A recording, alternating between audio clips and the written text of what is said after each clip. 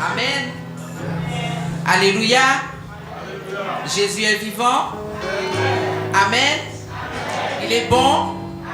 Il est merveilleux. Il est tout puissant. Il est notre Dieu. Alors s'il est notre Dieu, nous lui disons un grand Alléluia. Béni soit le nom du Seigneur. Amen. En ce matin, je vais parler d'un ennemi commun. Alléluia. Qui a une petite idée?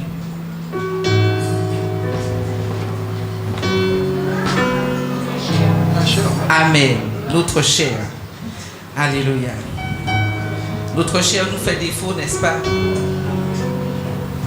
Si on l'écoute, bon dégât qu'a fait. Amen. La chair. Destin ou fatalité? Telle est la question. Monde créé saint depuis la fondation du monde pour parfaire l'homme que Dieu créa.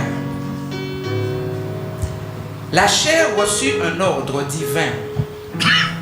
Tu ne toucheras pas. Mais par la faiblesse de son égal, elle se laissa séduire, tenter et goûta aux fruits défendus qu'elle trouva bons à son palais. Réveillant ainsi ses sens, lui, la vue, le toucher, l'odorat, le goût, partie intégrante de l'être. Par ses attributs, elle fut corrompue. Depuis, elle ne cesse de se manifester, attirant à elle le vice et toutes sortes de convoitises, d'obscénité. Elle continue dans notre ère son dessein destructeur. Hélas, elle devint comme la pierre, dure d'entendement. Rebelle, elle se livra à des passions infâmes, cruelles, se détournant alors de l'ordre divin. Pierre au sillon profond, devenue l'empreinte du péché, affectant l'âme et défiant l'autorité divine.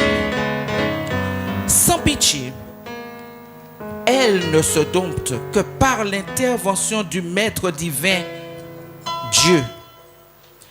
Lui, désirant par ses mains d'artiste polir ces pierres encrassées de souillure éternie par le temps, par son amour, il veut nous redonner notre originalité, première, royale, pure, parfaite et majestueuse, pour la bonne coordination de l'édifice céleste, l'ouvrage de Christ.